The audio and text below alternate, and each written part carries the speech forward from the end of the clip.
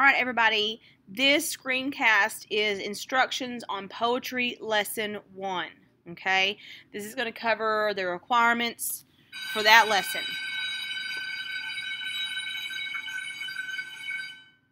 Tricked you, it's really not the bell.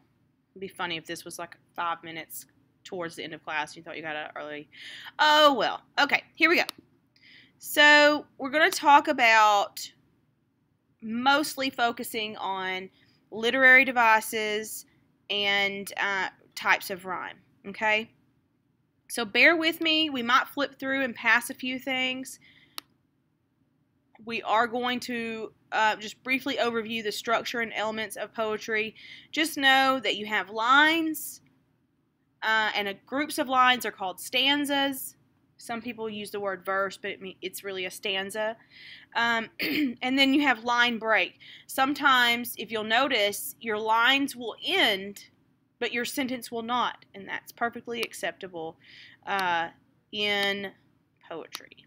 In fact, you're encouraged to think hard about where you're going to end your line, because it affects sort of the rhythm and the weight of your poetry. Right now we're going to talk about rhyme, because that's one of the goals for today's lesson. So in poetry, there are many types of rhyme that we can look at, and you can manipulate the types of rhyme to give an overall feeling toward the poem and enhance the meaning. So I feel like I shouldn't have to really tell you this, but just in case, rhyme means that words sound the same, essentially. Two major sections of rhyme are masculine rhyme and feminine rhyme. So let's talk about masculine rhyme. This is where rhyme matches only one syllable. It's almost always at the end of respective lines, meaning like at the end of this line and at the end of the line right below it. And it's usually stressed in the final syllable, if there is 2 syllables.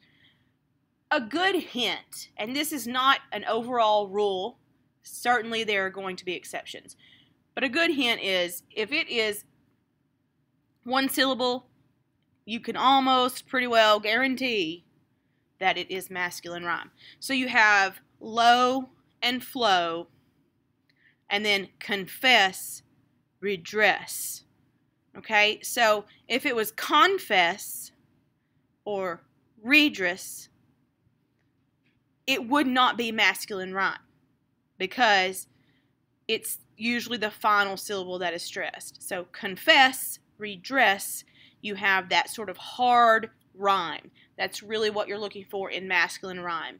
It often can lend to a strong sort of like determined beat in your poem, or maybe an angry beat, or like a marching type of feel, something that you're trying to get pumped up for. Then we have feminine rhyme, which tends to get the reputation for being a softer rhyme. This is rhyme that is between stressed syllables that's followed by one or more unstressed. So the rhyming part is in the stressed part, but then it falls off and has a softer ending at the end. So these are typically rhymes that are found in the middle of lines, but they can be at the end. So a lot of times the last syllable, like I said earlier, is unstressed. That's what softens the rhyme. So you have stocking and shocking. It's not stocking, shocking. It's stalking and shocking. And that gives it that sort of softer feel. A lot of times authors want to use feminine rhyme when they're being reflective, or they're talking about something sort of depressing or very calming. You think of glamorous and amorous. There are plenty of other examples of feminine rhyme out there, but you're looking for something that is going to have a stressed syllable that rhymes. So stock and shock, and it also the ing part both rhyme, but these are unstressed. Okay, so look into it, see what you can come up with. You also have I rhyme. These are words that are essentially spelled the same, but they're pronounced differently. I like to think of it as like these rhyme to the eye, but they're odd to the ear, which is why we call them eye rhyme. So you have wound and sound, like a wound on your leg and a sound in the room. So they look like O-U-N-D, O-U-N-D. They should sound the same, but they actually do not. Look at laughter and slaughter. You can hear when I pronounce it the different sounds. Even though the only difference is there's an S on the front of this one, it changes the entire sound of the word. And then you have love and move. There's a lot of exceptions to rhyme or to the way words are spelled in the English language, and so sometimes these can be really pleasing used in the right way. But eye rhyme is essentially rhyme that looks like it should sound the same, but actually doesn't. And then you have slant rhyme. Slant rhyme, these are pretty much words that are like near rhyming. It's like they almost rhyme. Emily Dickinson is notorious for being great at slant rhyme. As well, I think, in my personal opinion, a lot of students who speak English as a second language are typically better at slant rhyme than native English speakers. So that's just something I've observed over the years. Anyhow, so you have words like while and heel.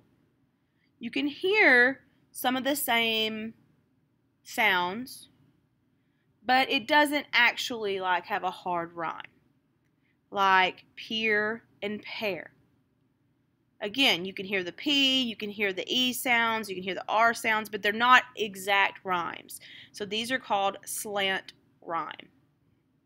What I want you to do is pause this screencast, and I want you to write down, and you can go back and look if you need to, but I want you to write down one original example of each one of these rhymes: masculine, feminine, eye, and slant. Okay, you should be done writing your original examples of different types of rhyme. If you haven't done that, do that now. If not, let's move on to the next thing. We're going to talk about figurative language, and that is pretty much like literary elements, literary devices. It's the things you say without directly saying them, I guess. So the first one we're going to talk about today is alliteration. This is something we've talked about quite a bit, and that is the repetition of beginning sounds. So, Mrs. Hawkins had a horrible headache. That's alliteration. A lot of times people like to say, oh, Peter Potter, I can't even say it. Peter Piper picked a peck of pickled peppers. They're like, oh, alliteration. Which, yes, that's alliteration, but you need to understand that the really good examples of alliteration is just that is the dominant sound. Like Hawkins had horrible headache. That's a really major example of alliteration in that there's a lot of H's. But even if it was Miss Ferguson had a horrible headache, it would still be alliteration. And sometimes it even comes across better that way. So don't think it has to be every single word in the pattern to be alliteration. It just needs to be what is the dominant sound. Simile. This is where an author compares two things that are not like each other using like or as. For example, Miss Stewart was as bright as the sun in her yellow dress. She's comparing, they're comparing the sun to her dress, or the dress to the sun, and is saying it was as. And so that's your clue that this is a simile. A lot of times we get this mixed up with metaphor. A metaphor is when you compare two unlike things and you do not use like or as. It's like saying something is something. In this case, Miss Bird was a giant standing next to the kindergartner. So it's comparing Miss Bird to a giant. saying she was a giant. We know she's not literally a giant, which is how we know it's a metaphor. Okay, so now we have hyperbole. Please, please, please do not come back in this classroom calling it hyperbole. It's hyperbole. And a hyperbole is an over-exaggeration that's usually for dramatic effect. For example, if I can't get an iPhone, I will die. Well, you won't actually die if you don't get an iPhone, but you're saying that to express how desperate you are. I know many of you have heard, I'm so hungry I could eat a horse. That's probably a worn-out hyperbole. It just means that you're trying to express your desperation for hunger by saying you could eat a whole horse, okay, which is not possible. Personification. This is where you give human feelings or actions to objects or ideas. So giving human-like traits or qualities to inanimate objects